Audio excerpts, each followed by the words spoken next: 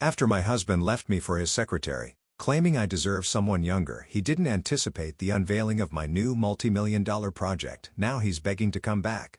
The manila envelope sat unopened on my desk, its presence mocking me as Frank's words still rang in my ears. "I'm leaving you for Rosalie, my secretary." He'd said it so casually, like he was telling me he'd picked up milk from the store. I'm Lillian, and until exactly 47 minutes ago, I thought I was living the American dream. Successful husband, beautiful daughter in college, and a secret tech startup that was about to change everything. Now, I was just another statistic, a woman being left for someone younger. "Mom?" Jayla's voice crackled through my phone speaker. "Dad just texted me something weird. Are you okay?" My fingers trembled as I gripped the phone tighter. "Can you come over, sweetie? We need to talk." "I'm already on my way." While waiting for Jayla, I finally picked up the envelope. Inside was a letter from Griffin, one of Silicon Valley's most prominent investors, expressing interest in my startup. The irony wasn't lost on me, my greatest professional triumph arriving alongside my greatest personal failure. The doorbell rang, and I opened it to find not just Jayla, but Eloise too. My best friend must have heard the news through our mutual contacts. "Oh, honey," Eloise said, pulling me into a hug. "I came as soon as I heard." Jayla stood behind her, eyes wide with concern. "Mom, what's happening?" We moved to the living room. The same room where Frank and I had spent countless evenings planning our future. Now it felt like a museum of broken promises. "Your father," I started, then cleared my throat. "Your father is leaving us for Rosalie." "His secretary?"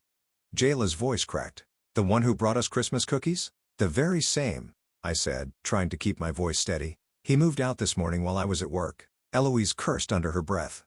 "That coward couldn't even face you properly?" "He left a note on the kitchen counter," I said, gesturing to the crumpled paper on the coffee table. "Said he'd send someone for his things." Jayla picked up the note, her hands shaking. "How long?"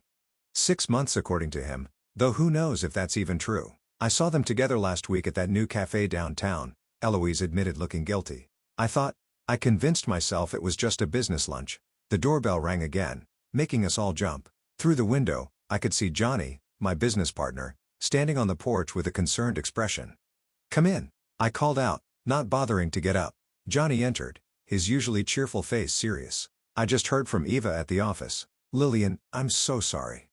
"Eva knows?" I asked, suddenly feeling sick. Eva was Rosalie's sister, my colleague, and until today, someone I considered a friend. "She claims she had no idea," Johnny said, sitting down beside me.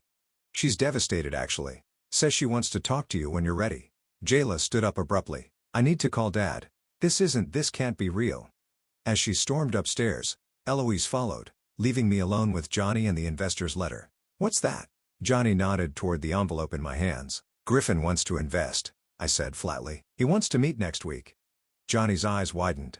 That's huge, Lillian. This could change everything." "Everything's already changed," I whispered, but then something shifted inside me. Maybe it was the shock wearing off, or maybe it was the realization that I had more to lose than just my marriage.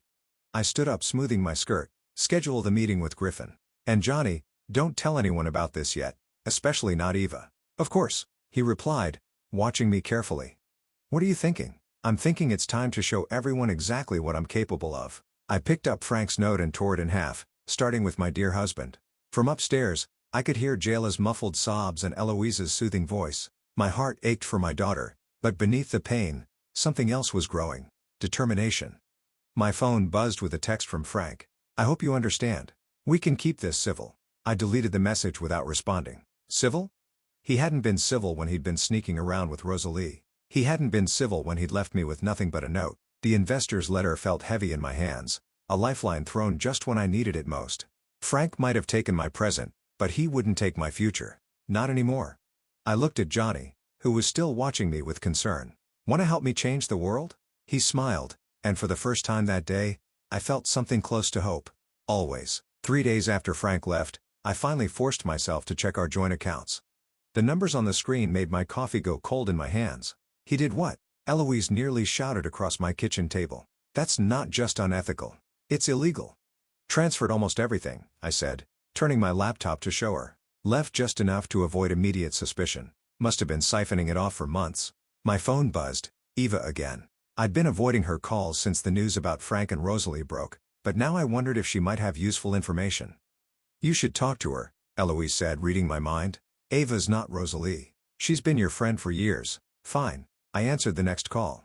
Ava? Lillian. Thank God. Her voice was strained. I've been trying to reach you. Can we meet?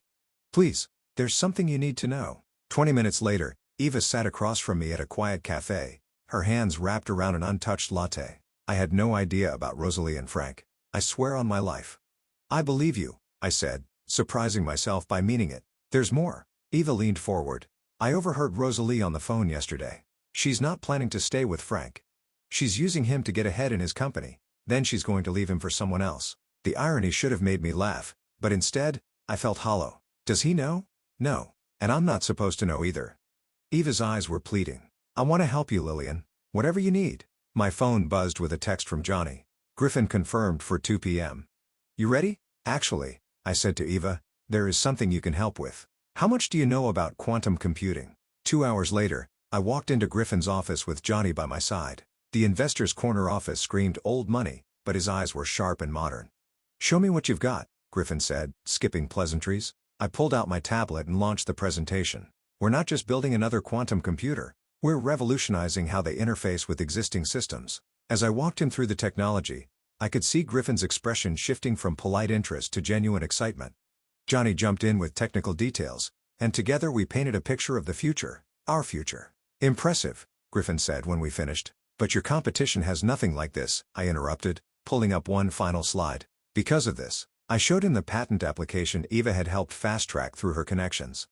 Griffin leaned back, a slow smile spreading across his face. How much are you looking for? Later that evening, as Johnny and I celebrated over takeout in the office, my phone lit up with a text from Frank. Need to talk about the house. Dinner tomorrow? Don't go, Johnny said, reading my expression. Whatever he wants, let the lawyers handle it. I have to know what he's planning. I replied to Frank with a simple, okay. Johnny moved closer, his concern evident. Then let me come with you, as backup. No, I said, touching his arm briefly. I need to do this alone. The next evening, I walked into the restaurant where Frank and I had celebrated our last anniversary. He was already there, looking somehow smaller than I remembered. You look good, he said as I sat down. Save it. I opened my banking app. Want to explain where our savings went? His face fell. Lil, I can explain. Don't call me that. I kept my voice steady. Just tell me why. I needed capital for a new venture. I was going to pay it back. He reached for my hand, but I pulled away. Things have been complicated at work. Complicated enough to steal from your wife? Ex-wife? He corrected automatically, then winced at his own words. My phone buzzed. A message from Eva. Rosalie just booked a flight to Miami. One-way ticket. I stood up, leaving Frank mid-explanation. Good luck with your complications, Frank. You're going to need it. Walking out, I called Johnny. Remember that press release we were holding back on? Release it tomorrow and call Griffin. Tell him we're ready to move faster. Are you sure? Johnny asked. Once we announce the patent, I'm sure. I got into my car, watching Frank through the restaurant window as he sat alone, staring at his phone. It's time everyone knew exactly what we've built. The engine hummed to life, and with it, my resolve strengthened. Frank had always underestimated me, treated my work as a hobby.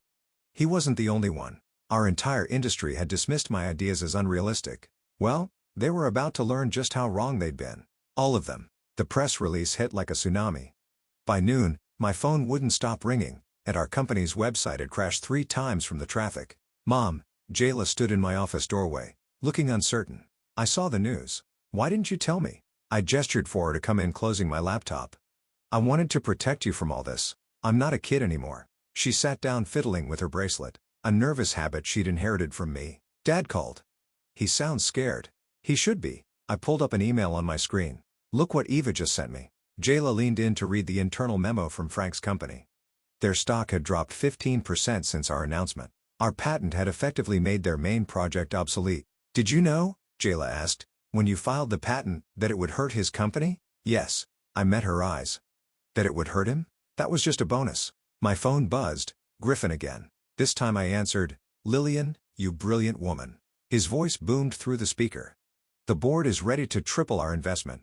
How fast can you get downtown? Give me 30 minutes. I hung up and looked at Jayla. Want to see how your mom changes the world? She smiled. The first real smile I'd seen from her in weeks. Can we get ice cream after? Deal? Griffin's boardroom was packed with investors when we arrived. Johnny was already there, looking sharp in his best suit.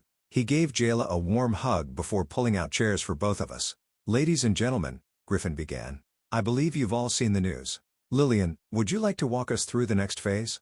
I stood up, feeling every eye in the room. Our quantum interface isn't just theoretical anymore. We have a working prototype. The room erupted in murmurs. Johnny pulled up the demonstration on the main screen while I continued. Traditional quantum computers require specialized environments and expertise. Our interface makes quantum computing accessible to any existing system. We're not just building better computers. We're democratizing the future. 2 hours later, we walked out with full funding and a development timeline that would put us in market within 6 months. Jayla hugged me tight outside the building. "That was amazing. You were amazing." "Ice cream time?" I asked, but my phone buzzed again. Ava's name flashed on the screen. "Take it," Jayla said. "I'll wait by the car." "Eva, what's wrong?" "Rosalie's gone." Eva's voice was shaky. "She cleaned out Frank's personal accounts this morning and disappeared. He's at the office having a complete meltdown." I leaned against a nearby wall processing this. "Did she leave anything behind?" "Just a note saying she never loved him."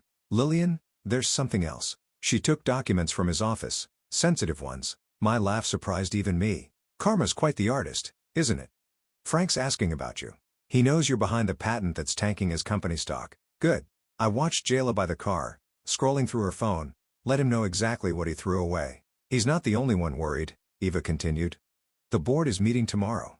There's talk of forcing him out." After hanging up, I joined Jayla at the car. "Change of plans. How about we get that ice cream to go and have a movie night at home?" "Like we used to." Her eyes lit up. "Can we build a blanket fort?" "Absolutely." At home, halfway through our second movie and surrounded by blankets and pillows, my phone lit up with a text from Johnny. "Turn on the business news." Now. I grabbed the remote, switching channels just in time to see Frank's company announcing an emergency board meeting. The ticker showed their stock down another 12%. "Is this because of your patent?" Jayla asked quietly. "Partly." I pulled her closer. "But mostly, it's because your father made bad decisions, in business and in life. He called again while you were in the bathroom, said he needs to see you. Said it's urgent." I turned off the TV. "He'll have to wait. Tonight is for us." Later, after Jayla had fallen asleep on the couch, I checked my emails one last time. There was a message from Griffin with the subject line, "Tomorrow's headlines." Attached was an advanced copy of a major tech magazine's article about our company. The title read, "The Future of Computing, How One Woman's Vision Could Change Everything." I closed my laptop and looked at my sleeping daughter, thinking about legacy and karma, and the strange ways life balances its books. Frank had tried to leave me with nothing. Instead, he'd freed me to become everything I was meant to be. My phone buzzed with another message from him. "Please, I need your help." I turned off my phone without replying. Tomorrow would bring its own challenges, but tonight in our blanket fort, we were safe. We were whole. We were enough. The stack of papers Ava had just handed me felt like dynamite in my hands. Financial records, unauthorized transactions, falsified reports, all bearing Frank's signature. "He's been cooking the books for years," Ava said, her voice barely above a whisper in my office. "Rosalie didn't just take his money. She took his insurance policy against prosecution." "Does he know you found these copies?" Eva shook her head. "I made these before she left. I knew you'd need them." My desk phone buzzed. "Lillian, Johnny's here with the prototype team," my assistant announced. "Send them in." I turned to Eva. "Thank you for everything." The next hour was a blur of technical discussions and timeline adjustments. Our prototype was exceeding expectations, but Johnny looked worried. "What's wrong?" I asked when the team left. Griffin called. Frank's been trying to reach him, claiming we stole intellectual property from his company.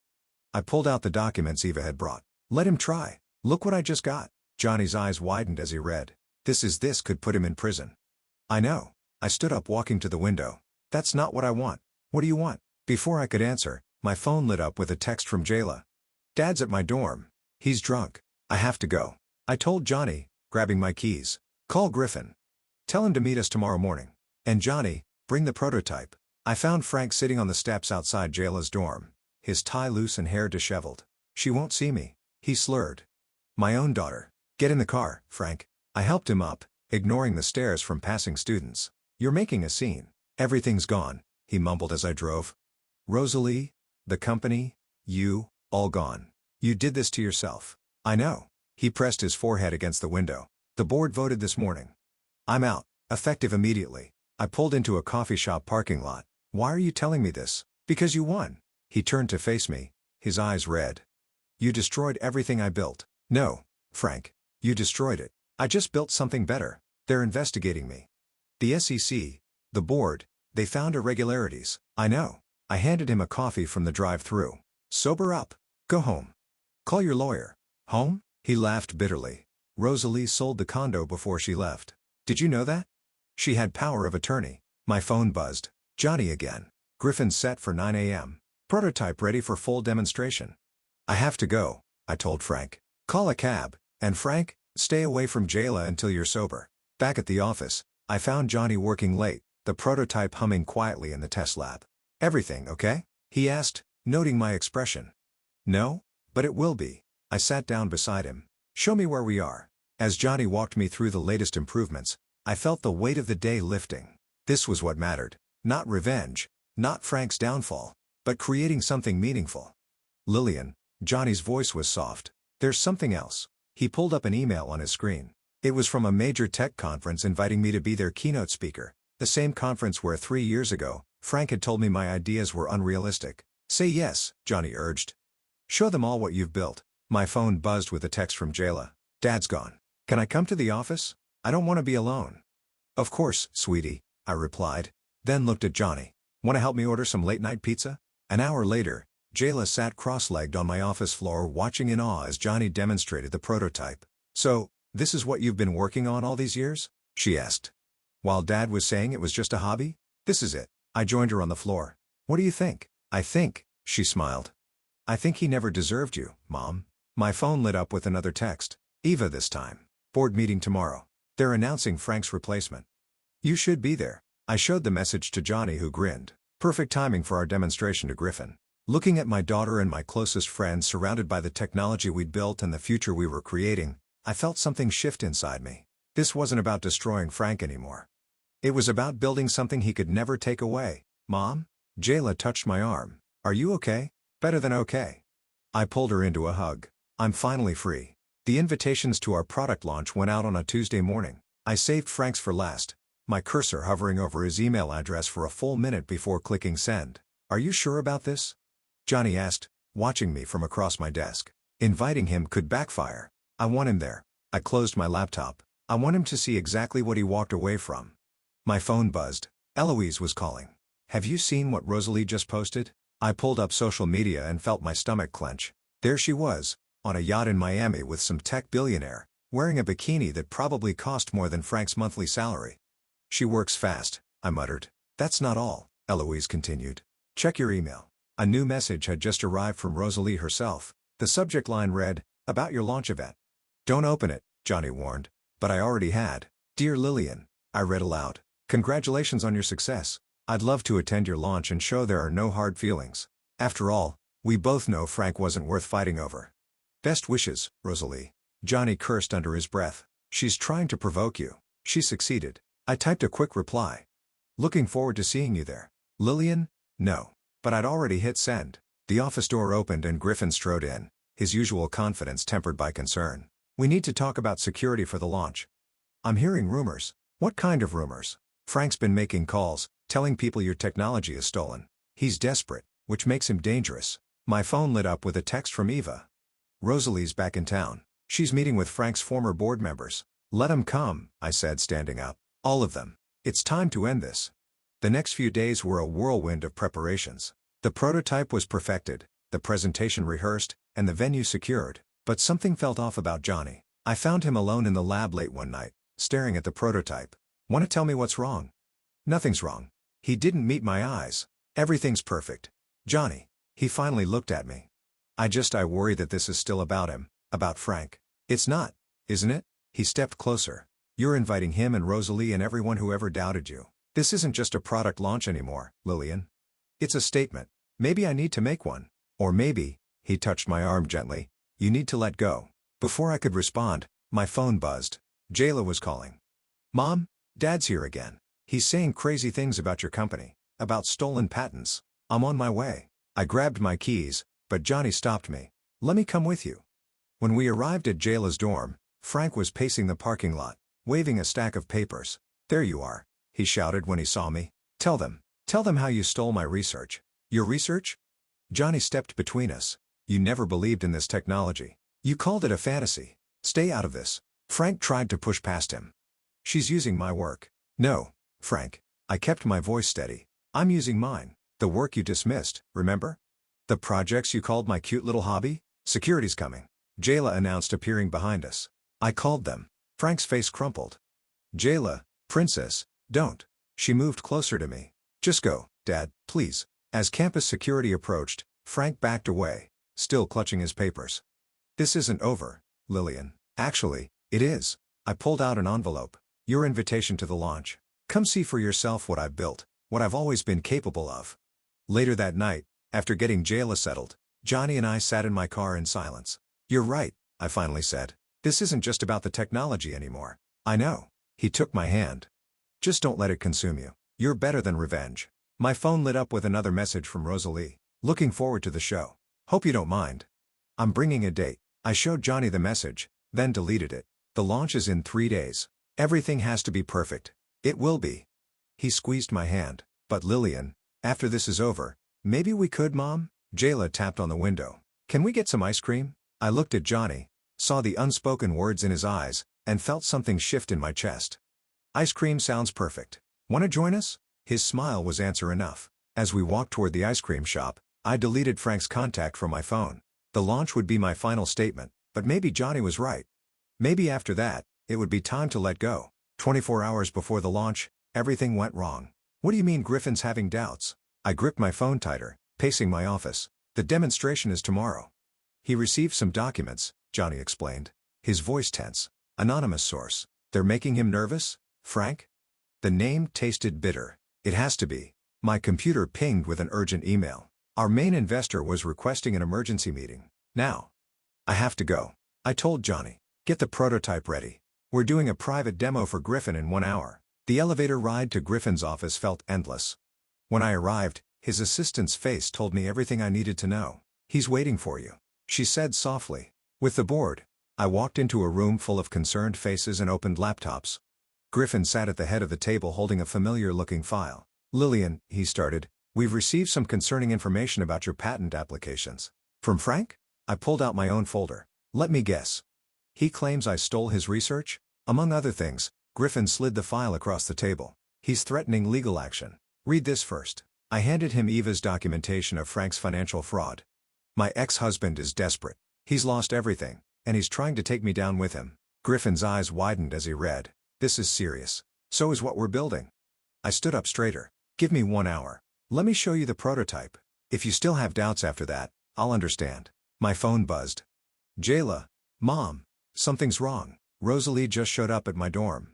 1 moment, I told Griffin, stepping out to call Jayla. She's asking weird questions about your work, Jayla whispered. About the prototype. She says she wants to make things right. But Mom, I don't trust her. Stay away from her. I'm sending Eloise to pick you up. Back in the boardroom, Griffin was finishing the documents. 1 hour, Lillian. Convince us. I called Johnny on my way back to the office. Is the prototype ready? Ready, but, Lillian, Eva just called. Rosalie's been meeting with our competitors. I know. She's trying to sabotage the launch. I entered the lab where our team was making final adjustments, but we're not going to let her. The next hour was the most important presentation of my life. As Johnny and I demonstrated the prototype, I could see the doubt melting from Griffin's eyes, replaced by excitement. This is revolutionary, he breathed, watching the quantum interface process calculations that would take traditional computers years to complete. Why didn't you show us this sooner? Because now it's perfect. I smiled, but my phone buzzed again. Frank calling. Excuse me. I stepped out. What do you want? I need to see you. His voice was shaky. Please, Lillian. Before tomorrow. There's something you need to know. Whatever it is, tell it to my lawyers. It's about Rosalie. She's planning something for the launch. Something bad. I froze. What do you mean? She has investors lined up. She's going to announce a competing product, claim it's based on her work with me. She's trying to steal your moment. Why are you telling me this? There was a long pause. Because I was wrong. About everything. About you. Johnny appeared in the doorway, giving me a questioning look. I held up one finger. It's too late, Frank. I know. He sounded defeated. Just be careful tomorrow. Rosalie's dangerous when she's desperate. After hanging up, I found Johnny waiting. Griffin's convinced. We're good to go for tomorrow. Frank says Rosalie's planning something. Johnny stepped closer, his hand finding mine. Let her try. This is your moment, Lillian. You've earned it. Have I? I looked at our joined hands. Sometimes I wonder if I've let this consume me. The revenge? The need to prove myself. Hey. He tilted my chin up. You built something amazing. Not to get back at Frank, not to prove anything, but because you're brilliant. Don't let anyone take that away from you. My phone buzzed one final time. Jayla. Safe with Eloise. We'll see you tomorrow, Mom. Show them what you're made of. Looking at that message, then at Johnny, I felt the weight of tomorrow pressing down. The launch would either be my greatest triumph or my most public failure. But standing there, with Johnny's hand in mind and our prototype humming behind us, I realized something important. I was ready for whatever came next, for success or failure, for Rosalie's schemes, for Frank's regrets, for Johnny's unspoken feelings, for all of it. Let's run through the presentation one more time, I said, squeezing Johnny's hand before letting go. Tomorrow would change everything, one way or another. The auditorium buzzed with anticipation. Through the curtain, I could see Rosalie in the front row, wearing a red dress that screamed for attention. Frank sat near the back, looking smaller than I remembered. Griffin paced the side aisle, checking his phone. 5 minutes. Johnny squeezed my shoulder. You ready? Born ready. I adjusted my microphone. Where's Jayla? Here, Mom. My daughter appeared backstage, followed by Eloise. The prototype's all set up. We tested it 3 times. Eva rushed in, breathless.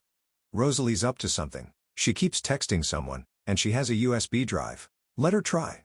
I hugged Jayla tight. This is our moment.